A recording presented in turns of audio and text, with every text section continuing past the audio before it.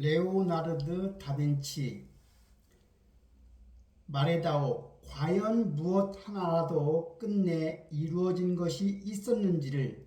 평생토록 완벽을 꿈꾸었지만 그 완벽함에 대한 집착 때문에 수많은 미완성의 캠퍼스를 남겨야 했던 천재.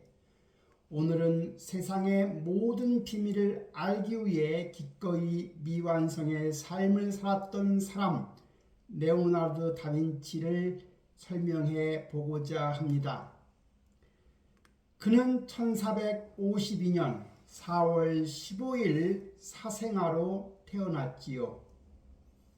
피렌체 애곽의 완만한 구릉지대 위로 따스한 봄볕이 고요하게 내려앉고 있었을 때입니다. 연초록빛 올리브나무 잎사귀들이 부드러운 바람에 파도처럼 흔들리며 풋풋한 흙내음을 실어 나르던 그날, 산골 마을 빈치의 한 허름한 돌집에서는 아기의 울음소리가 세상을 향해 터져 나왔습니다. 훗날 인류 역사상 가장 빛나는 천재로 불리게 될 아이, 레오나르도 다빈치의 첫 숨결이었습니다. 하지만 야심찬 젊은 공중인 세르피에로와 가난한 농부의 딸 카레니나 사이에서 태어난 이 아이의 탄생은 마을 사람들에게 결코 축복받지는 못할 상황이었습니다.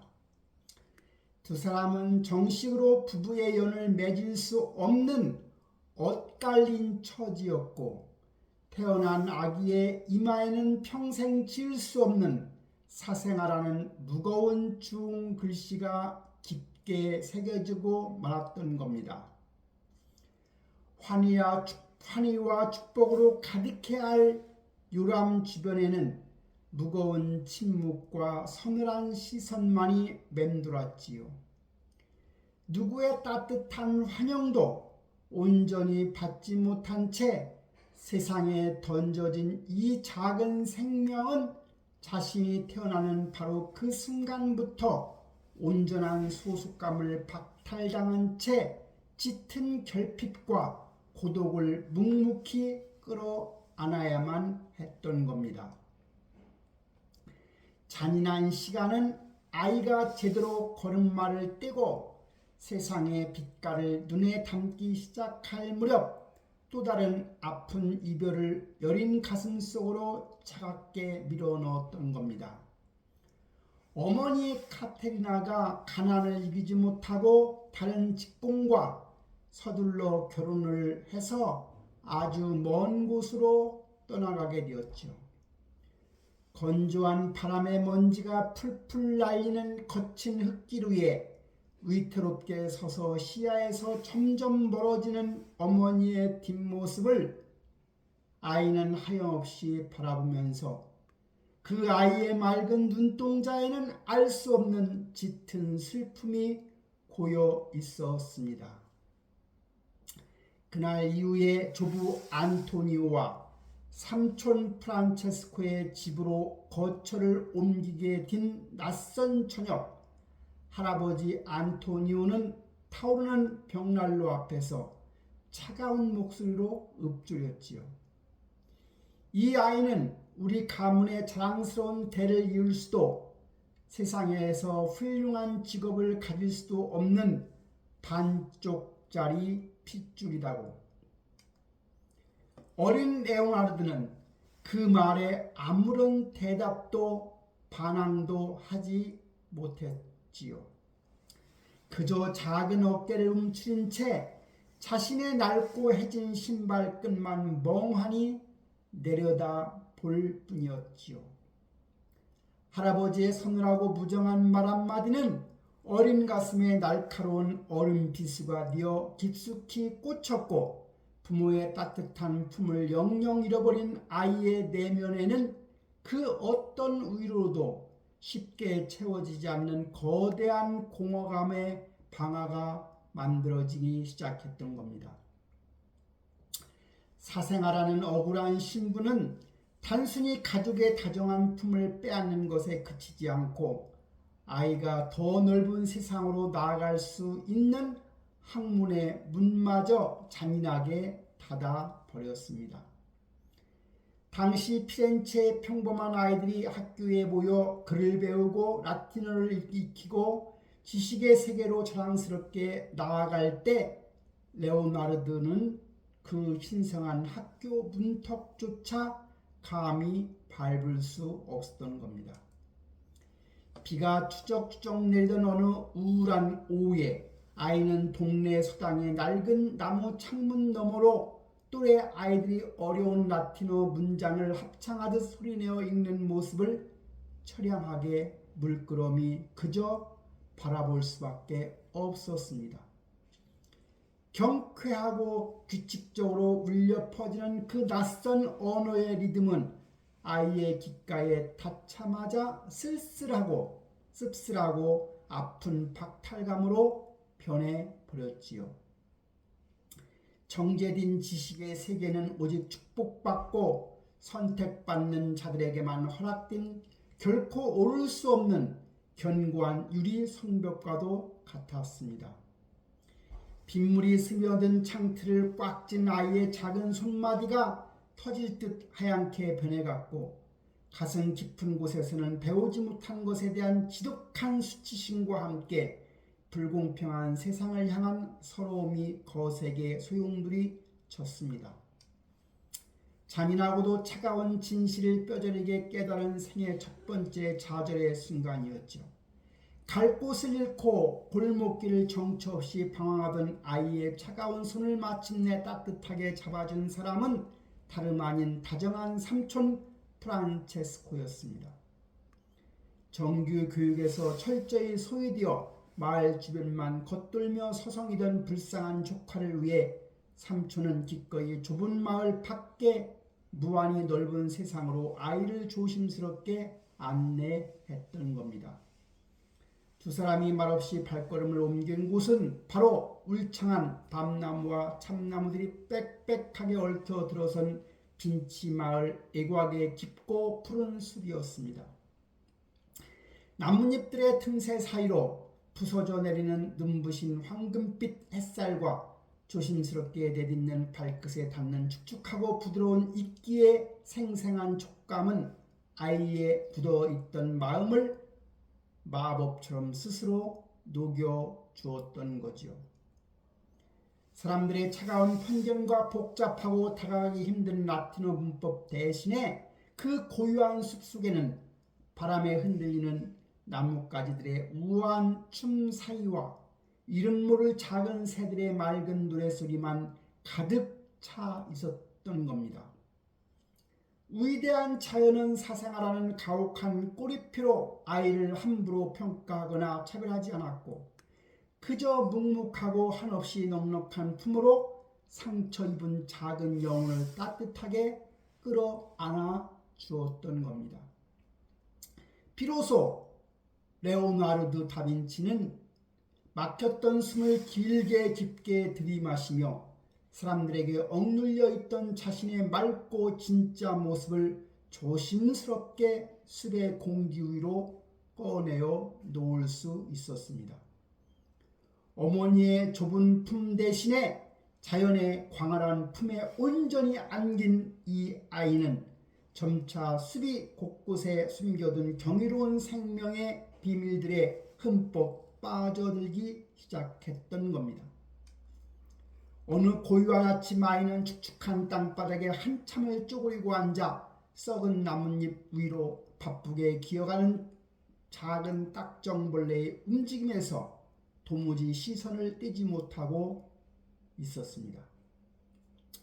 곤충의 단단한 등껍질에 반사되는 오묘한 초록빛 무늬와 공기의 흐름에 따라 미세하게 떨리는 두 더듬이의 경이로운 섬세함은 그 어떤 두꺼운 학문 서적에서도 결코 배울 수 없는 날 것 그대로의 생생한 진실이었습니다.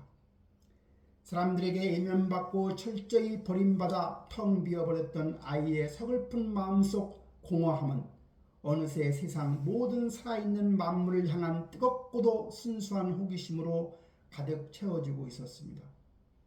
세상이 나에게 친절하게 그를 가르쳐주지 않는다면 나는 매일 변하는 이 위대하고 정직한 자연을 나의 유일한 스승으로 삼겠다고요. 흑투성이가 든 아이의 맑은 눈망울 속에는 이전의 슬픔에서는 찾아볼 수 없었던 단단하고 맹렬한 결의가 조용히 빛을 내고 있었습니다. 지독한 애로움이라고 이라는 차갑고 메마른 토양 위에서 훗날 인류 역사상 가장 위대한 천재로 기록될 한 관찰자의 매서운 눈이 서서히 그 눈부신 각성의 날개짓을 시작하고 있었던 것입니다. 빈치 마을을 감싸고 있는 웅장한 아펜니노 산맥의 자락으로 이른 아침에 맑은 물 안개가 솜사탕처럼 부드럽게 피어오르고 있었지요.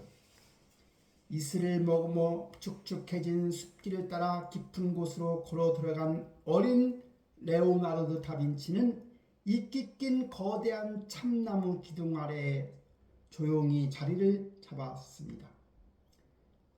레오나르도는 바닥에 떨어진 잎사귀 하나를 주워들고 그 표면에 거미줄처럼 정교하게 뻗어나간 인맥의 미세한 길들을 작은 손끝으로 가만히 쓸어 보았습니다.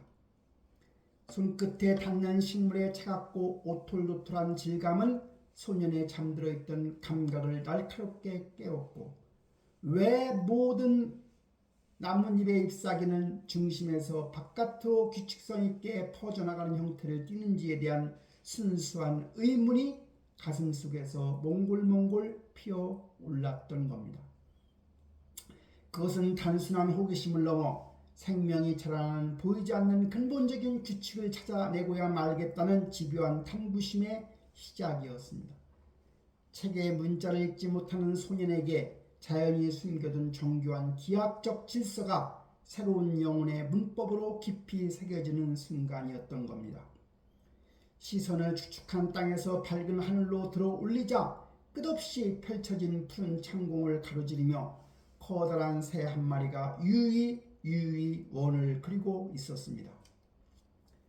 소년은 고개를 뒤로 젖힌 채 숨지겨 새의 움직임을 쫓았고, 날개가 눈에 보이지 않는 바람에 결을 타고 매끄럽게 미끄러지는 우아한 곡선 비행을 두 눈에 빈틈없이 담아내려 무진장 애를 썼습니다.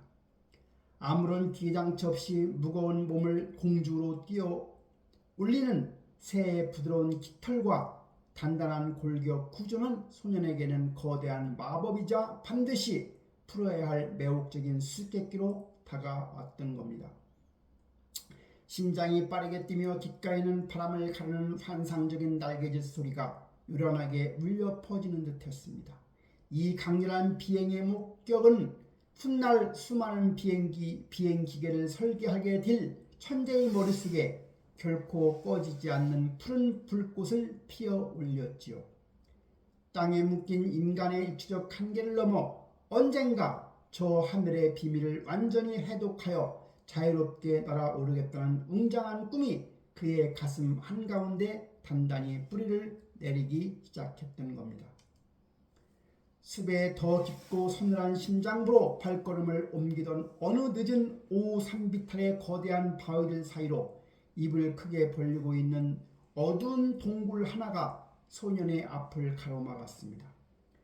레오나르도는 축축하고 차가운 기운이 훅 뛰쳐오는 그 검은 시면의 가장자리에 몸을 구부린 채 조심스럽게 안을 들여다보았습니다. 칠흑 같은 어둠 속에 끔찍한 괴물이 숨어 있을지도 모른다는 섬뜩한 두려움이 척추를 타고 서늘하게 흘려내렸지만, 동시에 저 깊은 곳에 어떤 경이로운 비밀이 감춰져 있을지 모른다는 맹렬한 갈망이 그의 발목을 강하게 붙잡았습니다. 저 짙은 어둠 속에서 도대체 무엇이 존재하고 있을까요? 소년의 작은 입술 사이로 경외감에 찬 떨리는 숨결이 새어나왔습니다. 두려움과 호기심이 격렬하게 충돌하던 그 짧고도 영혼 같던 찰나, 결국 소년의 내면에서는 미지의 세계를 향한 지독한 호기심이 본능적인 공포를 완벽하게 집어삼켰지요.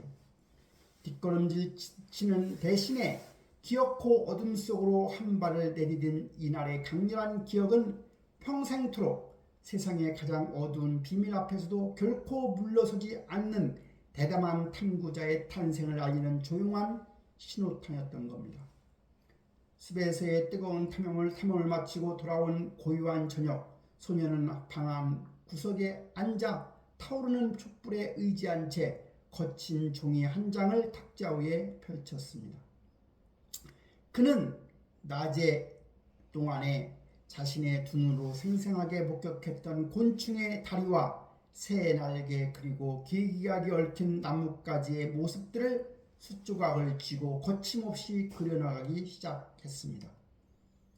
하얀 종이 위로 시커먼 선들이 살아 숨쉬듯 지나갈 때마다 라틴어를 배우지 못해 세상으로부터 차별받았던 그 깊고 어두운 억눌림이 거짓말처럼 연기되어 날아가는 듯한 짜릿한 해방감이 밀려왔습니다. 문자가 아닌 형태와 명암만으로 세상의 진리를 온전히 기록할 수 있다는 사실에 소년의 펜을 쥔 손끝은 미세하게 떨리고 있었습니다. 오직 자신의 예리한 관찰력과 손놀림만이 세상을 이해하는 유일한 도구가 되는 순간이었죠. 예술적 재능의 발견, 딱딱하고 생명력 없는 책의 언어를 미련 없이 버리고 시시각각 변동하며 살아 숨쉬는 대자연의 생생한 목소리를 자신의 영원한 스승으로 받아들이는 눈부신 의식이 작은 방 안에서 실어지고 있었습니다. 며칠 뒤에 피렌체에서 잠시 고향 마을로 돌아온 아버지 세르피에르는 우연히 아들의 방에 놓인 나무 판자 그림을 발견하고 발걸음을 우뚝 멈췄습니다. 그 판자 위에 뱀과 메뚜기, 박쥐의 신체 일부를 정교하게 조합해서 마치 실제로 살아 숨쉬며 튀어나올 듯한 계기하고도 완벽한 괴물이 선택할 정도로 생생하게 묘사되어 있었던 겁니다. 그림에서 뿜어져 나오는 압도적인 생동감에 피에로는 헛숨을 들이켰고 들고 있던 서류 뭉치를 바닥에 툭 떨어뜨리고 말았지요. 이토록 완벽한 그림을 정말로 그리도 모르는 내 아들이 혼자 그렸단 말인가. 그는 도무지 믿을 수 없다는 듯 그림과 소년의 애띤 얼굴을 번갈아 쳐다보았지요. 사생활하는 이유로 늘 무관심하게 방치해두었던 아들에게도 도무지 어린아이의 것이라고는 믿기 힘든 악마적인 재능의 섬광을 발견한 아버지는 깊은 혼란과 함께 기묘한 전율을 온몸으로 느꼈습니다. 차갑게 얼어붙었던 아버지의 경이로운 시선은 빈치의 좁은 숲에 갇혀있던 천재의 재능이 마침내 세상 밖으로 고개를 내미는 결정적인 계기가 되었지요.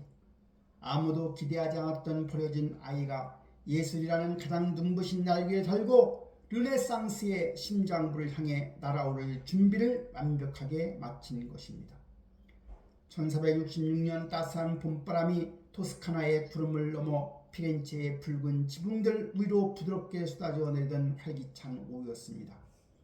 조용하고 한적한 산골 마을 빈치에서만 살았던 14살의 레오나르드는 아버지 피에로의 거칠고 큰 손에 이끌려 거대한 두모 성당의 둥근 지붕이 우뚝 솟은 경이로운 도시의 중심부로 조심스럽게 첫 발을 내디뎠습니다. 사방에서 울려 퍼지는 경쾌한 말박굽 소리와 분주하게 오가는 상인들의 활기찬 애침은 소년의 고막을 쉴 새 없이 두드렸고 햇빛을 받아 눈부시게 반짝이는 하얀 대리석 건물들은 촌에서 온 소년의 시선을 단숨에 집어삼켰습니다. 흙먼지 날리는 좁은 숲길만을 걷던 아이의 가슴 속에서는 이제껏 단 한 번도 경험하지 못한 낯설고도 벅찬 설렘이 거센 파도처럼 요동치며 밀려오고 있었던 거죠. 끝없는 대자연의 비밀만을 묵묵히 품고 있던 소년의 맑은 눈동자에는 이제 인간의 손길이 이룩한 위대한 예술과 창조의 세계를 향해 한껏 확장되었습니다. 이 찬란하고 눈부시는 르네상스의 심장부는 신분이라는 무거운 굴레에 억눌려 있던 버려진 사생활을 인류 역사상 가장 빛나는 천재로 길러낼 거대한 요람으로서 그를 뜨겁게 환대하고 있었던 것입니다. 며칠 뒤에 이른 아침 안개가 채 거치지 않는 서늘한 골목길을 지나 부자가 당도한 곳은 피렌체에서 가장 명성이 높았던 안드레아 델 베로키오의 공방이었습니다. 육중한 나무문을 열고 안으로 들어서자마자 짙은 아마인유의 냄새와 매캐한 색깔의 향기가 소년의 코끝을 강렬하게 찔렀고 곳곳에서는 청둥을 두드리는 둔탁한 망치 소리가 심장 박동처럼 규칙적으로 울려 퍼지고 있었습니다. 아버지 피에로가 조심스럽게 내민 아들의 계기하고도 정교한 괴물 스케치를 유심히 들여다보던 스승 베로키오는 깊게 파인 미간을 찌푸리며 한참 동안이나 묵묵히 침묵을 지켰습니다. 이윽고 베로키오는 곁에 선 제자들에게 이 아이가 자연을 바라보는 눈은 이미 우리 중 누구보다 매섭고 두렵다고 나지막한 목소리로 중얼거렸습니다. 위대한 거장의 입에서 흘러나온 그 무거운 인정의 말은 잔뜩 얼어붙어 있던 레오나르도의 어깨를 스르르 풀리게 만들었으며 동시에 가슴 깊은 곳에서 뜨거운 열정의 불꽃을 확고하게 피어 올렸던 겁니다. 오랫동안 세상의 변두리에서 홀로 이롭게 맴돌던 소년이 마침내 자신의 기이한 재능을 온전히 이해해줄 진정한 예술적 고향과 단단한 스승의 품을 얻게 된 결정적인 순간이었던 겁니다. 찬란한 예술의 전당에 입성했지만 공방에서 갓 들어온 어린 수습생에게 처음으로 주어진 일은 화려한 붓을 쥐는 것이 아니라 거칠고 투박한 빗자루를 드는 것이었습니다. 늦은 오후에 붉은 햇살이 공방의 좁은 창문을 뚫고 길게 늘어질 무렵이면 레오나르도는 먼지가 뽀얗게 내려앉은 바닥을 쓸고 딱딱한 돌 절구에 광물들을 빻아 안료를 만드는 고된 노동에 묵묵히 매달려야만 했던 겁니다. 위대한 거장의 입에서 흘러나온 그 무거운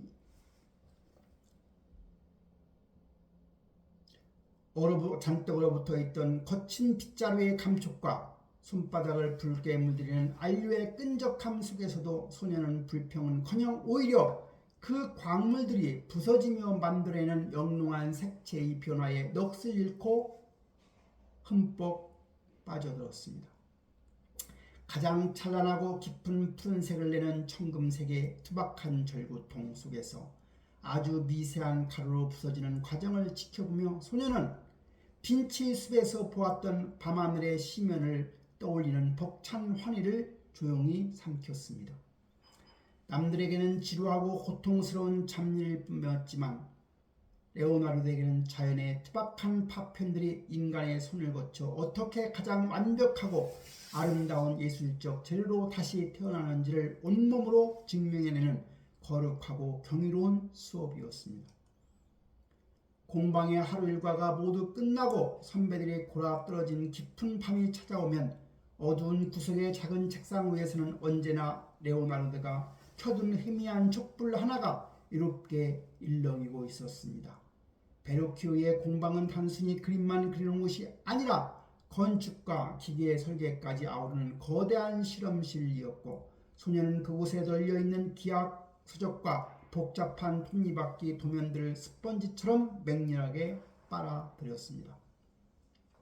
깊행이 거친 양피지 위를 사각거리며 스쳐 지나갈 때마다 소년의 머릿속에서는 눈으로만 관찰했던 자연의 형태들이 수학적 비율과 정교한 역학의 법칙으로 치밀하게 재구성되고 있었습니다. 인체의 골격이 지렛대의 원리와 어떻게 맞닿아 있는지, 빛이 둥근 물체에 다 어떻게 그림자를 만들어내는지를 깨달아갈 때마다 소년의 온몸은 지독한 지적 희열로 파르르 떨렸습니다. 그를 몰라 세상의 지시로부터 철저히 소외되었던 빈치마을의 슬픈 사생아는 이제 붓과 펜을 완벽한 무기로 삼아 예술과 과학의 경계를 자유롭게 넘나드는 전대미문의 융합적 사상가로 무섭게 성장하고 있었던 것입니다. 찬바람이 매섭게 불려오던 어느 겨울 아침 공방의 한 군데에서는 옷주름을 묘사하는 방법을 두고 나이 많은 수습생들 사이에서 가벼운 언쟁이 벌어지고 있었지요. 선배들이 캠퍼스 앞에서 쩔쩔매며 딱딱하고 부자연스러운 선들을 덧그리고 있을 때 조용히 다가온 레오나르드가 숫조각을 집어들고는 천이 중력에 의해 자연스럽게 흘러내리는 묵직한 형태를 단 몇 번의 부드러운 스케치만으로 완벽하게 구현해냈습니다. 그가 그려낸 옷감의 깊고 아득함, 명암과 생동감 넘치는 질감 앞에 공방 안은 일순간에 찬물을 끼얹는 듯 무거운 정적에 휩싸였고 동료들의 눈빛에는 놀라움을 넘어선 짙은 질투와 경외감이 복잡하게 교차했습니다. 누구도 쉽게 흉내낼 수 없는 압도적인 천재성이 다른 이들의 시선 속에서 적나라하게 증명되는 순간 소녀는 기쁨보다는 자신이 남들과는 완전히 다른 이로운 궤도를 걷게 될 것이라는 서늘한 직감을 조용히 받아들여야만 했습니다. 오직 완벽한 진실만을 집요하게 쫓는 이 오만한 관찰자의 날카로운 시선은 머지않아 피렌체를 넘어 르네상스 전체를 뒤흔들 거대한 폭풍의 씨앗을 품고 거침없이 싹을 틔워내고 있었습니다. 1470년대 초반 24의 무렵에 청년으로 눈부시게 성장한 레오나르도에게 그의 인생을 송두리째 바꿀 운명적인 순간이 조용히 다가오고 있었던 겁니다. 피렌체의 뜨겁고 건조한 여름 햇살이 공방의 넓은 앞마당을 지나 작업실 안쪽의 서늘한 그늘까지 깊숙이 스며들던 운명적 순간, 어느 나른한 오후였지요. 당대 최고의 명성을 자랑하던 스승 베로키오는 산살비 수도원에서 특별히 의뢰받은 거대한 나무 패널화 그리스도의 세례 한가운데서 서서 깊은 고뇌에 빠져 있었습니다. 수많은 조수들의 붓질이 오가는 분주한 작업실 한가운데에서 스승은 붓을 진 채 곁에서 묵묵히 물감을 개고 있던 젊은 제자를 향해 천천히 고개를 돌렸습니다. 그림의 왼쪽 구석에 자리한 어린 천사의 모습을 네가 직접 완성해 보거라. 스승의 낮고 묵직한 목소리가 귓가를 강하게 때리는 순간 레오나르도 다빈치는 그의 가슴은 걷잡을 수 없이 거세게 요동치기 시작했던 겁니다. 단지 거장의 그림 배경을 칠하거나 딱딱한 옷주름을 거두는 이름 없는 조수가 아니라 온전한 생명력을 지닌 하나의 완전한 인물을 스승의 화폭에 당당히 새겨넣을 기회가 마침내 그에게 주어졌던 거지요. 살아 숨쉬는 완벽한 천사를 그려내기 위해서 레오나르도가 선택한 무기는 당시 이탈리아 공방에서 흔히 쓰이던 달걀 노른자를 섞은 전통적인 템페라가 결코 아니었습니다. 그는 알프스 산맥 너머 북유럽에서 건너와 피렌체의 화가들에게는 아직 낯설고 다루기 까다롭기만 했던 매혹적인 재료 유화 물감에 대담하게 손을 뻗었습니다. 아마인유 특유의 고소하면서도 약간 시큼한 기름 냄새가 좁고 어두운 작업실에 공기를 무겁게 채워나갔고 점성 있는 투명한 액체가 고운 광물 안료와 섞이며 만들어내는 끈적끈적한 질감이 그의 예민한 손끝에서 고스란히 전해졌습니다. 공기 중에는 금방 굳어버려 붓자국이 뻣뻣하고 거칠게 남은 템페라의 한계와 달리 기름을 흠뻑 머금은 유화 물감은 나무 패널 위에서 느릿느릿 숨을 쉬며 끝없이 덧칠하고 경계를 허물 수 있는 마법 같은 틈을 허락해 주었습니다. 어린 시절 빈치의 숲에서 관찰했던 빛과 그림자의 부드러운 경계와 나뭇잎 위로 떨어지던 은은한 햇살의 질감을 완벽하게 표현할 수 있는 궁극의 도구를 손에 쥔 청년은 등줄기를 타고 흐르는 짜릿한 전율과 벅찬 환희를 도무지 주체할 수가 없었지요.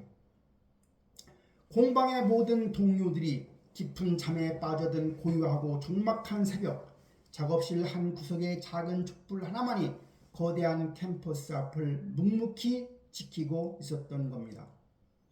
레오나르도의 가는 불빛이 나무 패널 표면에 닿을 때마다 평면의 차가운 화폭 위에는 기적처럼 따뜻하고 부드러운 살결이 서서히 피어오르기 시작했지요.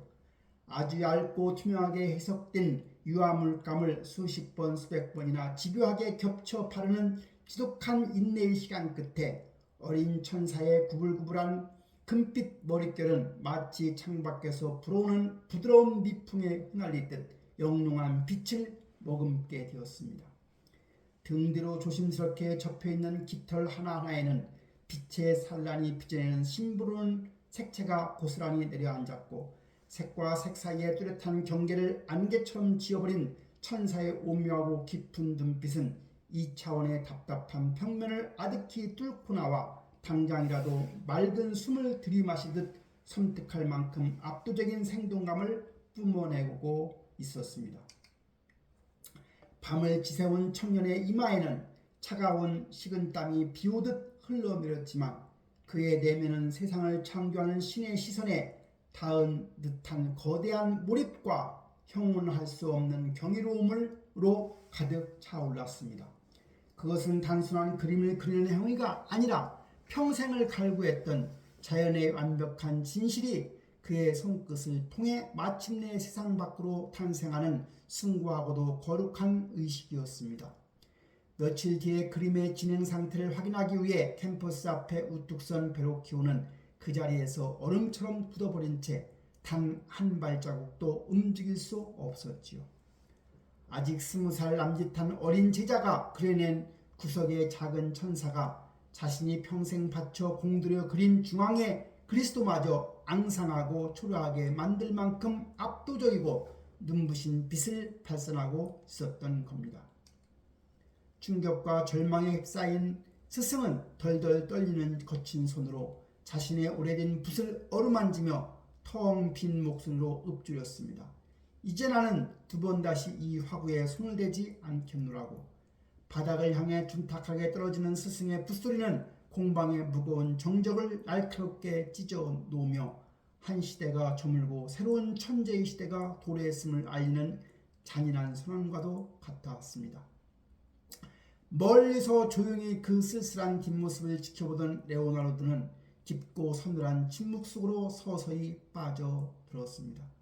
자신을 거두어진 위대한 거장의 자존심을 스스로 꺾어버렸다는 묘한 슬픔과 날카로운 죄책감이 가슴 한구석을 찌르르하게 울렸지만 동시에 이제는 그 누구의 거대한 그늘에도 숨을 수 없다는 냉혹한 현실을 온몸으로 뼈저리게 받아들이고 있었습니다.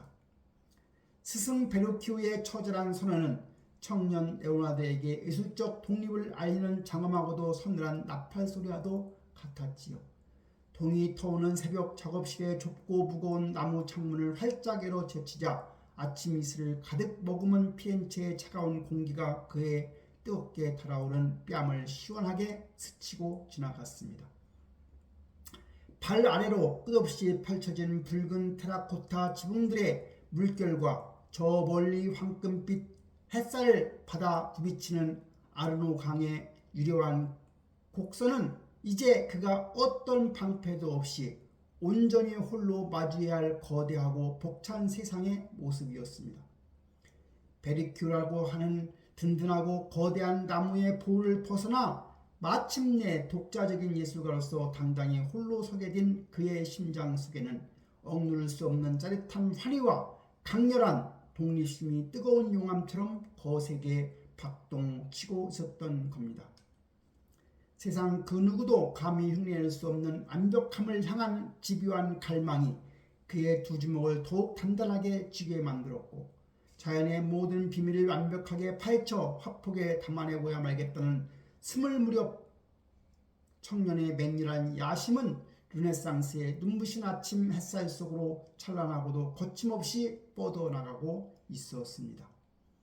1481년에 눈부신 봄날 피렌체 이국에 자리한 산 도나토의 스코페토 수도원의 고유한 화랑에서는 오래된 양피지와 묵직한 유향 냄새가 은은하게 감돌고 있었지요.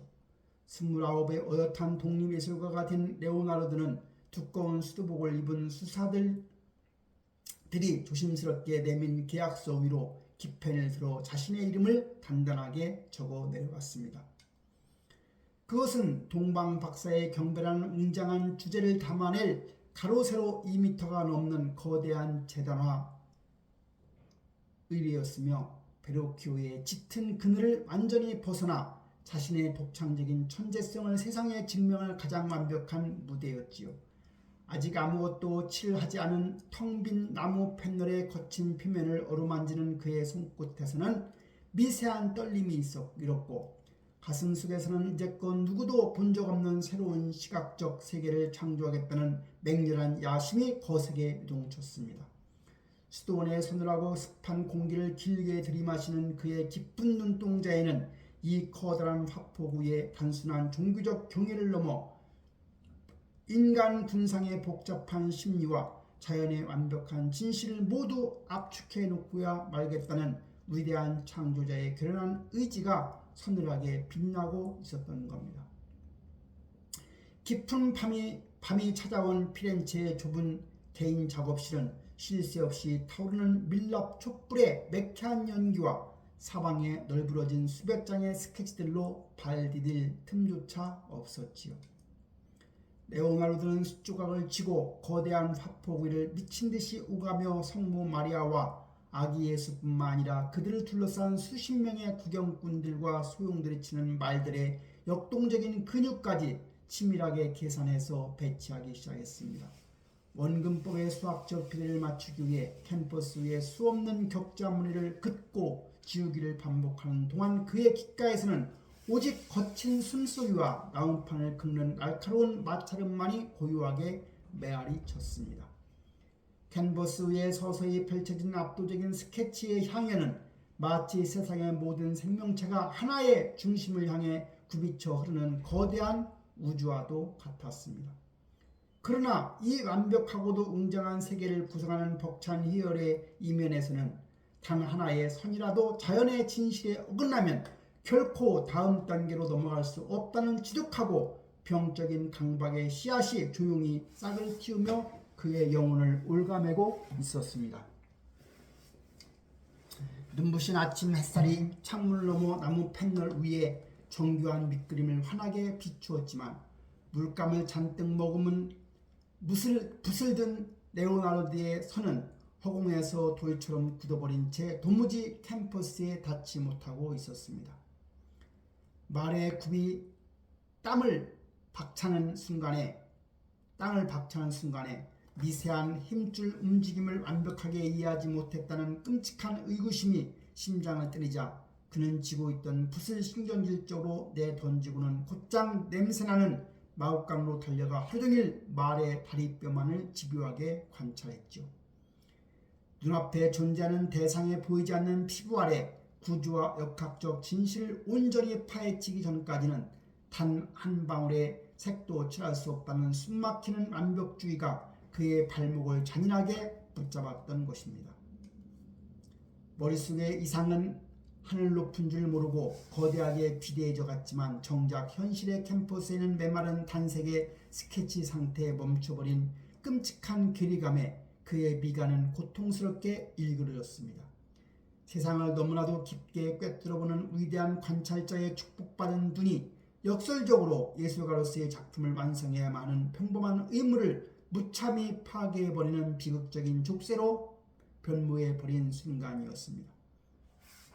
피렌체의 붉은 지붕 위로 붉은 가을비가 우울하게 쏟아져 내리던 어느 오후 물기 머금은 창틀에 턱을 괸 레오나르도의 시선은 방치된 재단화가 아니라 처마 밑으로 복잡하게 소용돌이치며 떨어지는 빗물의 난해한 궤적을 멍하니 쫓고 있었던 겁니다. 스케치를 통해 구두의 비밀을 모두 풀어내고 형태의 진실을 온전히 깨달아버린 순간 그에게 색을 칠하고 그림을 마무리하는 행위는 더 이상 경이로운 탐험이 아니라 지루하고 고통스러운 육체 노동으로 전락해 버리고 말았습니다. 그는 자신의 낡은 수첩표 귀퉁이에 떨리는 글씨로 나지막히 적어 내려왔습니다.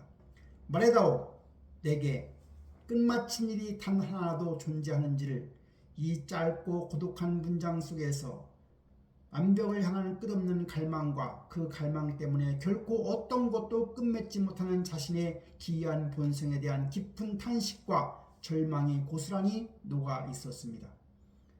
미지의 수수께끼를 푸는 과정 자체에서만 살아있음을 느끼는 이 오만한 천재에게 완성이라는 단어는 예술의 끝이 아니라 호기심에 참혹한 죽음을 의미했기에 그는 기꺼이 완성의 영광을 포기하고 또 다른 새로운 질문의 바다로 몸을 던지는 고통스러운 도피를 선택하고 있었습니다.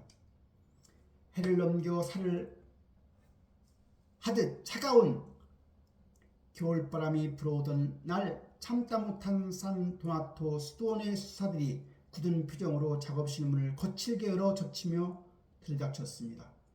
약속된 기한이 한참을 지났음에도 여전히 어두운 갈색의 밑그림 상태로 앙상하게 멈춰버린 캠퍼스를 마주한 후원자들의 입에서는 거친 항의와 모욕적인 질책이 날카로운 비수처럼 쏟아졌습니다. 붉게 상기된 수다들의 분노 어린 애침 속에서도 레오나르도는 아무런 변명조차 하지 못한 채 그저 미완성의 화폭 속에 박제된 수십 명의 유령 같은 군상들을 쓸쓸하고도 허망한 눈빛으로 가만히 응시할 뿐이었습니다. 피렌체의 까다로운 후원자들은 더 이상 그림을 끝맺지 못하는 이 몽상가에게 관대하지 않았고 한때 천재들의 따뜻한 요람이었던 찬란한 도시는 점차 그를 밀어내는 차갑고 거대한 벽으로 서늘하게 변해가고 있었던 겁니다.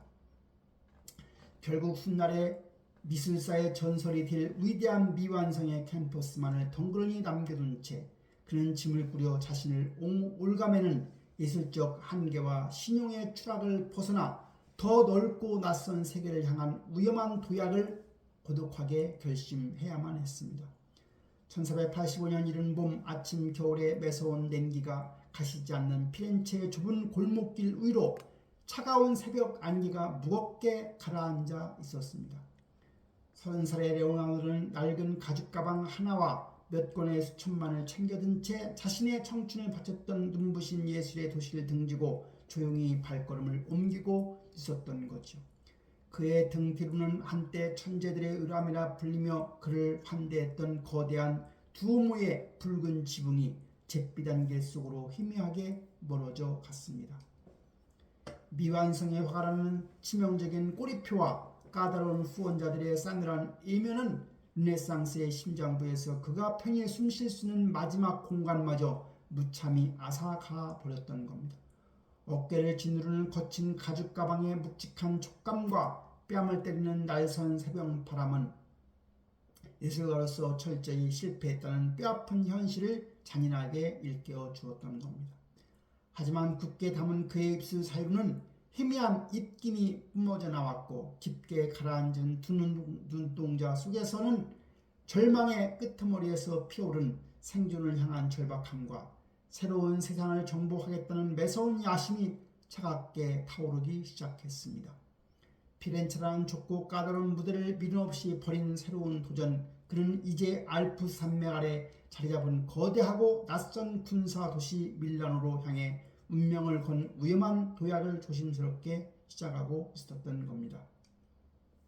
밀라노로 향하는 험난한 여정의 한가운데를 이름 모를 허름한 여관방에서 깊은 밤이 찾아와 짙은 어둠을 드리우고 있었지요.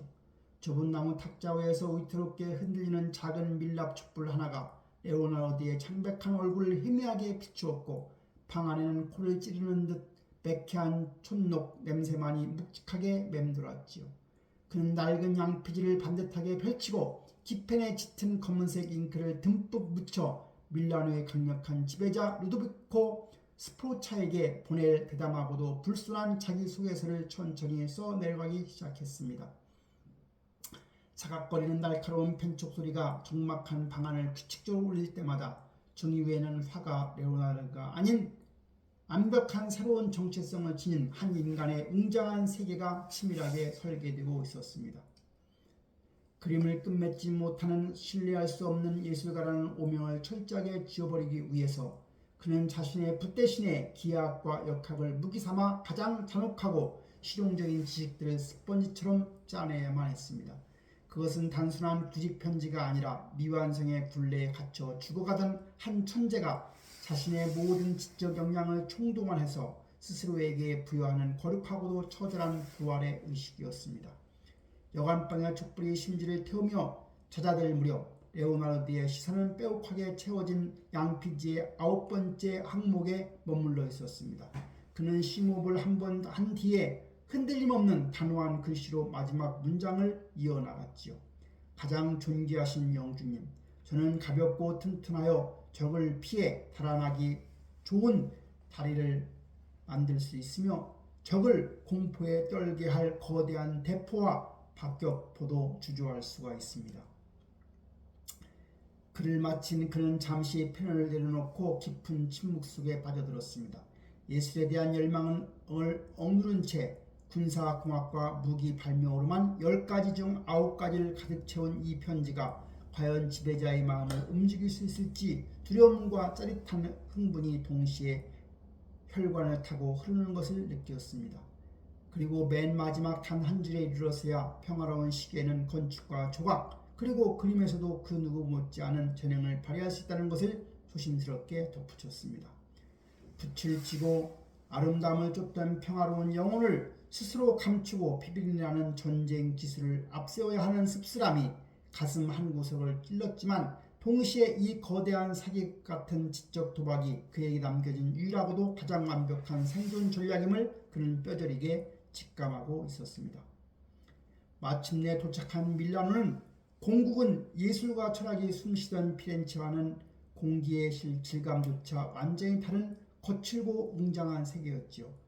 스포차 가문의 거대한 붉은 벽돌 성체 앞 광장에는 둔탁하게 부딪히는 강철 갑옷의 파열음과 훈련받은 군마들의 거친 숨소리가 쉴 새 없이 울려 퍼졌지요. 성의 화려한 회랑 안으로 걸음을 옮길 때마다 눈앞에 펼쳐지는 궁정 귀족들의 펄럭이는 값비싼 비장옷과 번쩍이는 황금 장신구들은 촌에서 올라온 이 이방인의 시선에 단숨을 압도하며 기묘한 위압감을 안겨주었습니다. 예술가보다는 기사와 무기상들이 환영받는 이 실용적이고 호전적인 도시의 분위기 속에서 레오나르드는 자신이 완벽하게 혼자 남겨진 철저한 이방인임을 온몸으로 실감하며 등줄기를 타고 오르는 서늘한 긴장감을 삼켜야만 했습니다. 하지만 성벽을 울리는 웅장한 북소리는 오히려 그의 심장을 빠르게 뛰게 만들었고 누구의 간섭도 받지 않고 자신의 호기심을 무한대로 확장할 수 있는 이 거대한 모래사장이 그에게 더없이 매혹적인 전쟁터로 다가왔습니다. 낯선 두려움은 곧 이 화려한 권력의 중심부를 자신의 천재성으로 완벽하게 장악하고야 말겠다는 뜨거운 정복 욕구로 변모하여 그의 내면을 거세게 달구고 있었지요. 밀라노 궁정에서의 첫날 밤 레오나르드는 숙소의 좁은 발코니로 나와 도시의 밤하늘을 조용히 올려다보았습니다. 서늘한 밤 공기 속에서 뺨에 닿는 차가운 돌난간의 촉감은 혼란스러웠던 그의 머릿속을 차갑고 명료하게 씻어주었습니다. 저 멀리 어둠 속을 잠긴 수많은 지붕과 굴뚝들을 내려다보며 그는 품속에 고이 간직했던 두꺼운 가죽 수첩을 꽉 움켜쥐었습니다. 피렌체에서 남겨둔 미완성의 템퍼스들과 그를 옥죄던 사람들의 조롱 섞인 시선은 이미 거대한 알프스 산맥 너머에 과거로 아득히 사라져버린 뒤였습니다. 이곳 밀라노에서는 더 이상 붓끝에 멈춰버린 강박적인 화가로 머물지 않고 하늘의 별부터 인간의 피와 뼈 그리고 무자비한 기의 장치까지 세상의 모든 것을 해부하고 창조하는 전능한 설계자가 될 것임을 조용히 다짐했습니다. 과거의 실패라는 무거운 허물을 뱀처럼 매끄럽게 벗어던진 이 위대한 관찰자의 맹렬한 시선은 이제 예술의 경계를 아득히 뛰어넘어 인체의 신비와 우주의 경운을 향한 찬란하고도 경이로운 전성기의 서막을 거침없이 열어젖히고 있었던 겁니다.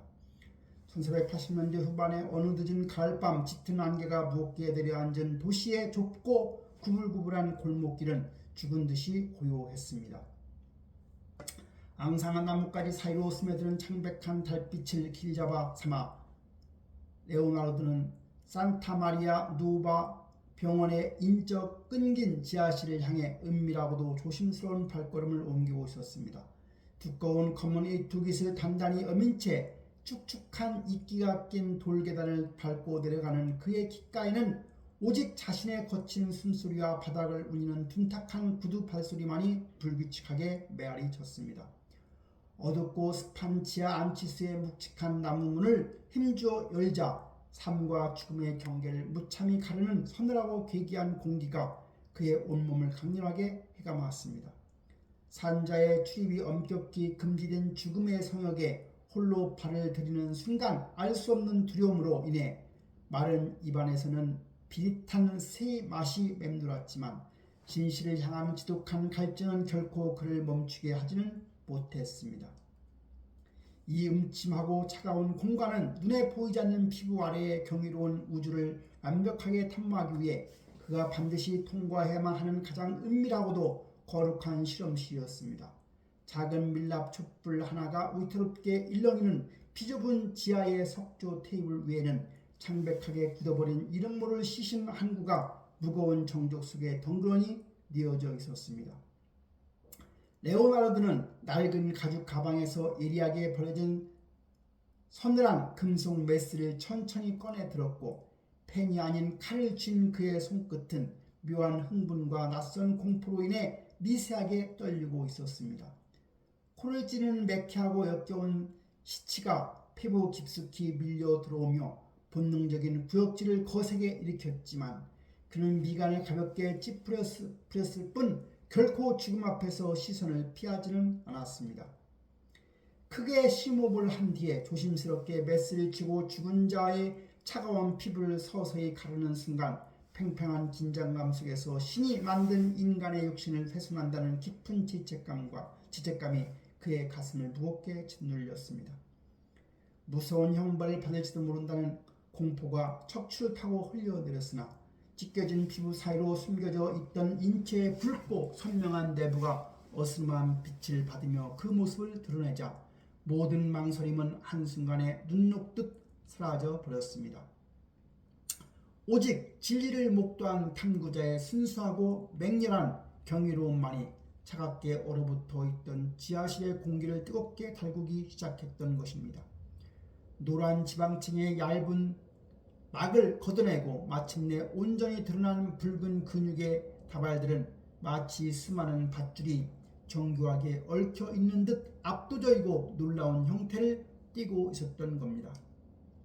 레오나르도는 피가 엉겨붙은 끈적한 질감을 맨손으로 묵묵히 어루만지며 하얀 배와 붉은 근육이 어떻게 연결되어 팔과 다리를 움직이는지 그 기계적인 원리를 집요하게 파헤쳐 나갔습니다. 핏기가 가신 햄줄을 살짝 당길 때마다 죽은 자의 차가운 손가락이 미세하게 까딱거리는 괴기한 광경을 지켜보면서 그의 내면은 두려움이 아닌 거대한 지적 환희로 거세게 요동쳤습니다. 그것은 생명이라는 막연하고도 신비로운 베일을 벗겨내고 지렛대와 도르래의 완벽한 수학적 법칙으로 작동하는 인체의 차가운 진실을 생생하게 두 눈으로 확인하는 벅찬 순간이었던 겁니다. 피부라는 얇고 연약한 껍질 아래로 이토록 치밀하고 눈부신 기계장치가 숨쉬고 있었다는 사실에 깊은 감동을 느낀 그는 세상을 향한 자신의 관찰이 아직 얼마나 얄팍했는지를 뼈저리게 깨달았습니다.